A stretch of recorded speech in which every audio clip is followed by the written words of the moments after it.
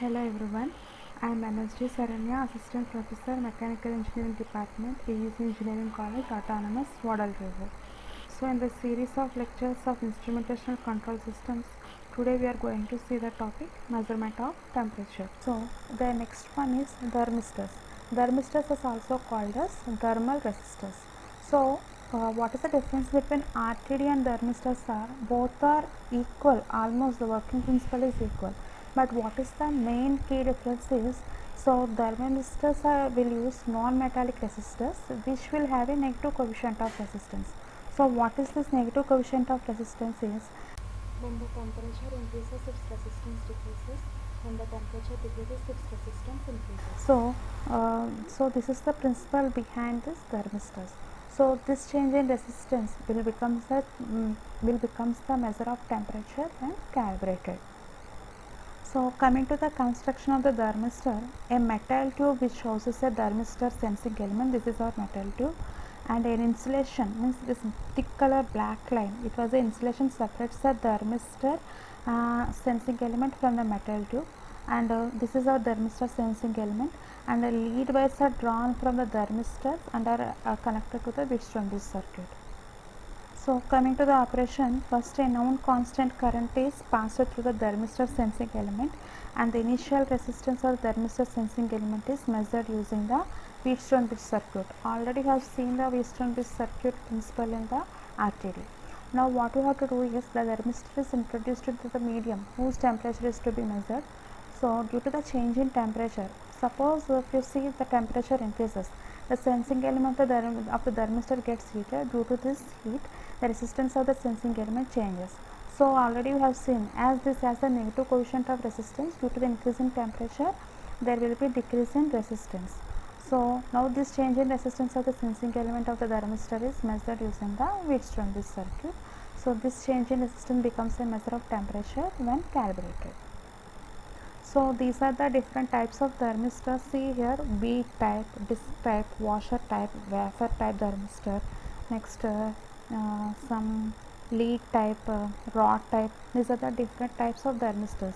Actually thermistors are made up of metal oxides of copper, iron, uranium, nickel, etc. So these metal oxides are mixed with binders and pressed to required shapes, and then they are go under the sintering process. Then we will get the thermistors of our required shape.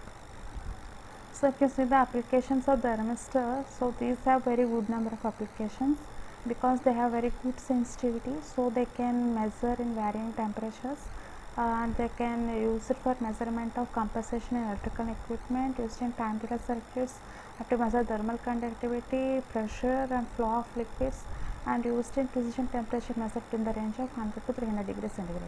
And coming to advantages, its cost is very low and accuracy is very high, and the main advantage is, for the change of 1 degree centigrade temperature also it will give the result accurately. Means for the small change in temperatures also there will be change in resistance, so that easily we can get the temperature measurement.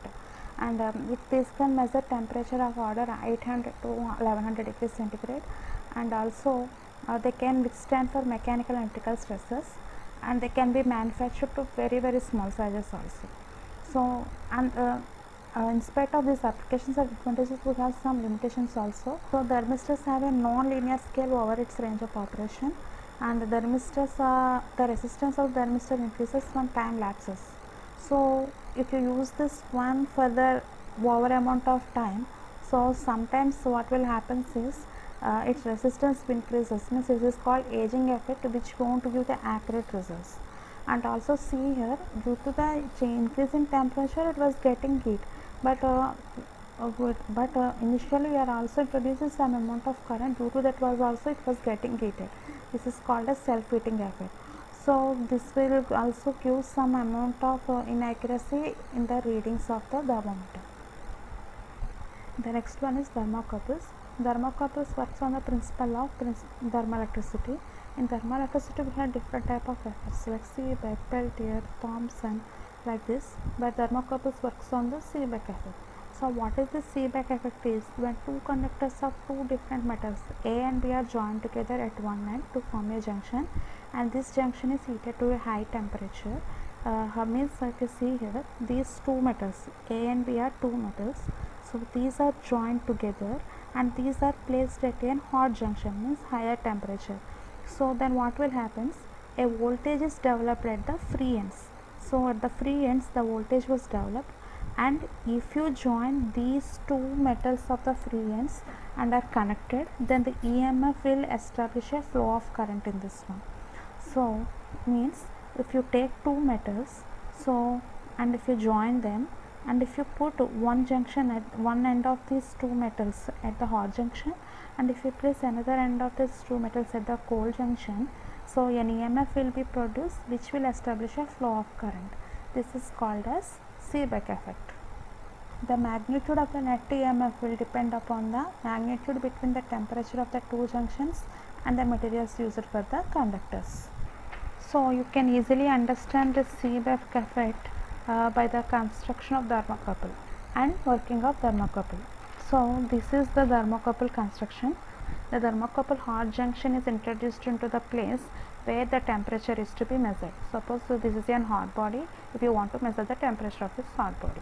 Next one is the reference temperature is to be controlled at a constant temperature 0 degree centigrade. Means this is cold junction, always will keep at the 0 degree centigrade. So by the Seebeck effect, what it will state, since these two junctions are at different temperatures, a voltage is set up at the free ends which are connected to a millivoltmeter. So the EMF setup will establish a flow of current which can be directly measured using the millivoltmeter. Since the reference junction is at 0 degree centigrade, the EMF measured is a function of the temperature of the hot measuring junction. Because already we have set up this one at the constant temperature, means 0 degree centigrade, so this EMF measured is directly a measure of the temperature of this hot body. So the millivoltmeter is calibrated suitably so that its reading becomes an indication of the temperature. So the EMF developed in a thermocouple depends upon the difference in temperatures between the hot junction and cold junction usually.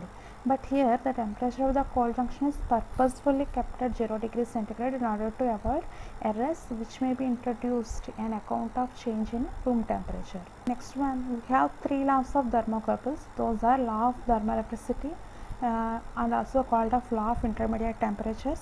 Next one, law of intermediate metals and law of homogeneous circuit.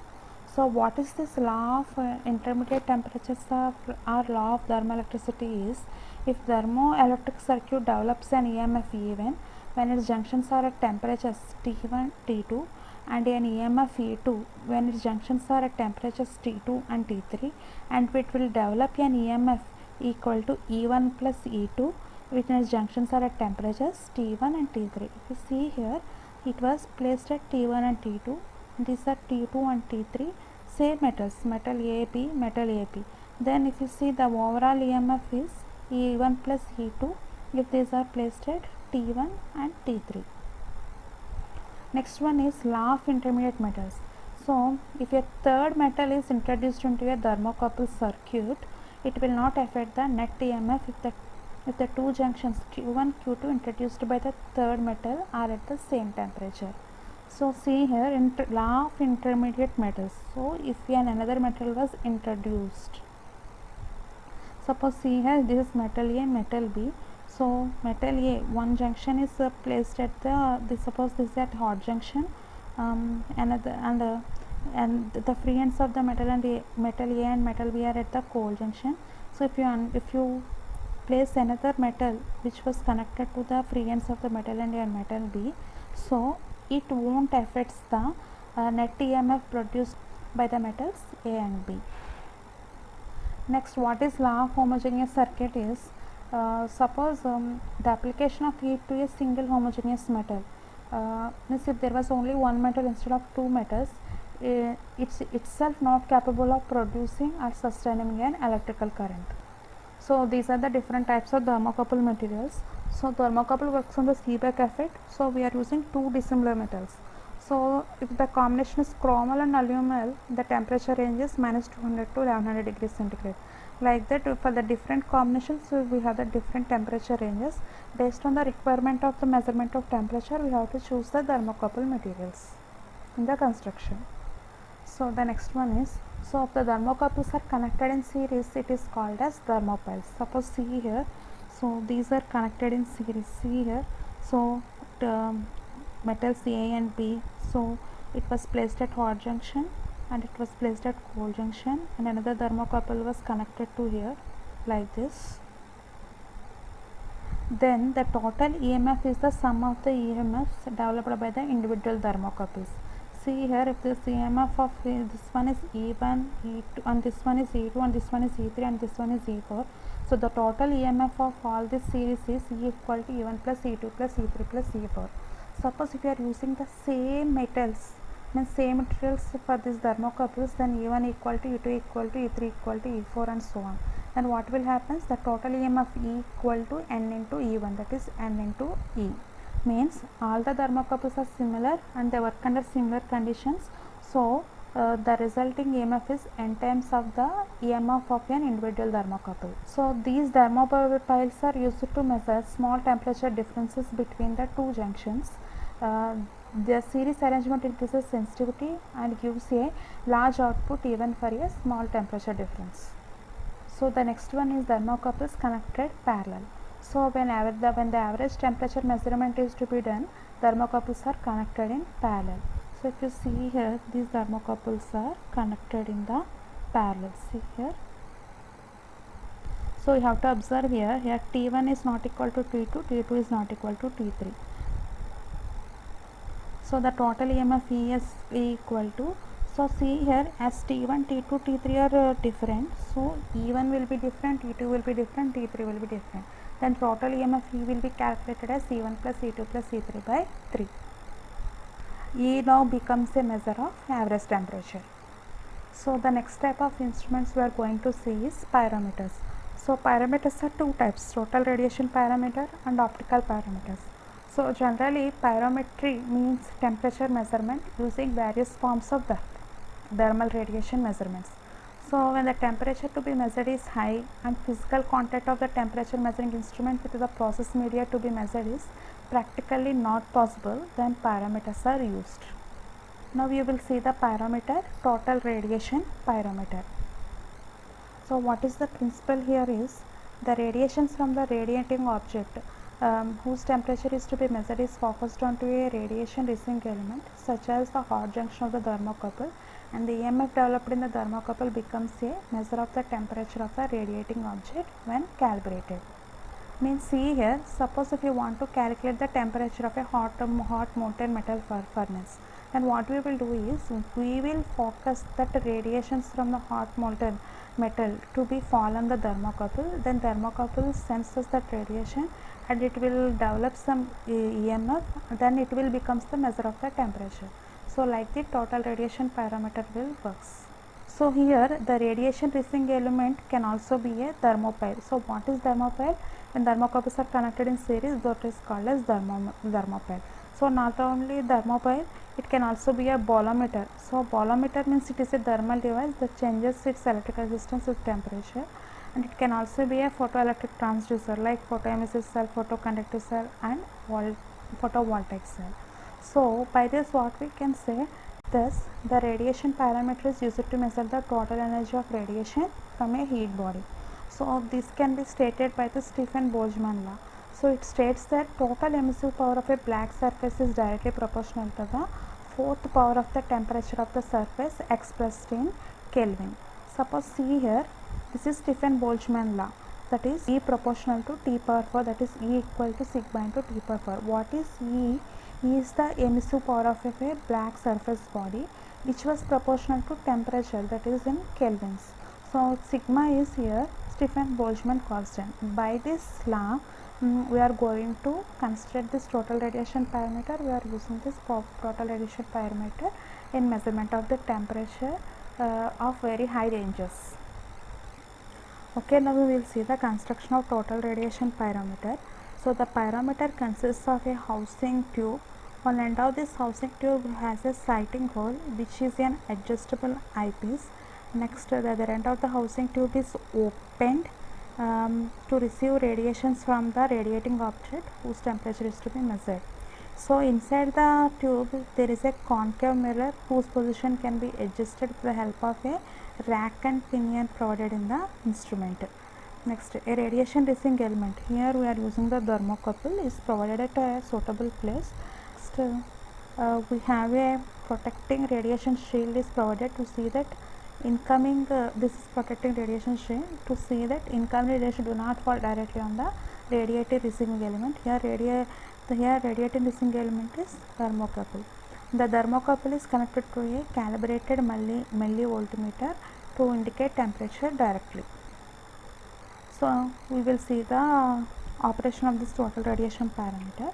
So to measure the temperature of the radiating object, the open end of the housing tube of the pyrometer is focused on the radiating object so that thermal radiations enter into the housing tube.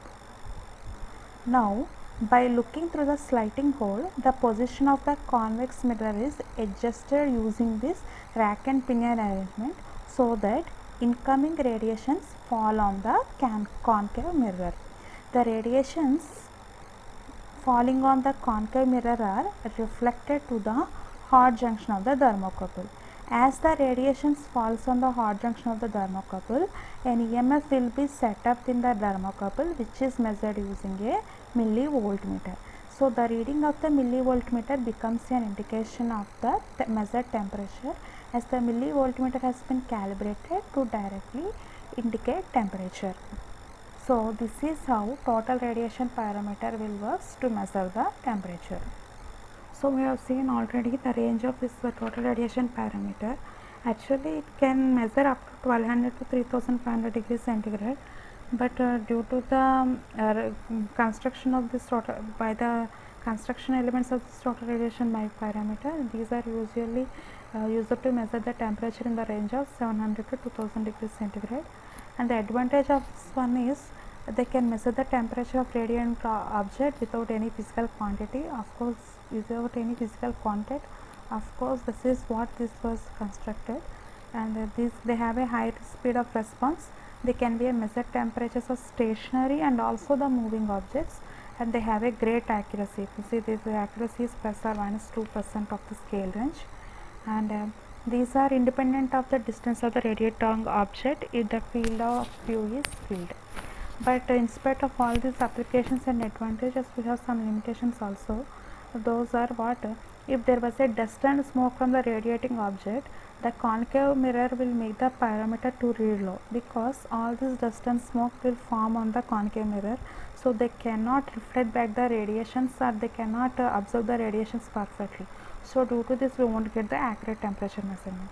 And the presence of hot gases and flames etc. between the radiating object and concave mirror will make the pyrometer to read high, and these instruments cannot be used for temperatures lower than 600 degrees centigrade, and as the intensity of radiation decreases after a certain distance, so what we have to do is we have to calculate the working distance of the pyrometer from the reading object before the act of measurement. Then you can get the measurement without any errors. Next one is optical pyrometer, also called as disappearing filament type. So the principle of this one is here the temperature can be measured by brightness comparison, means a color variation with growth in temperature is taken as an index of temperature. Means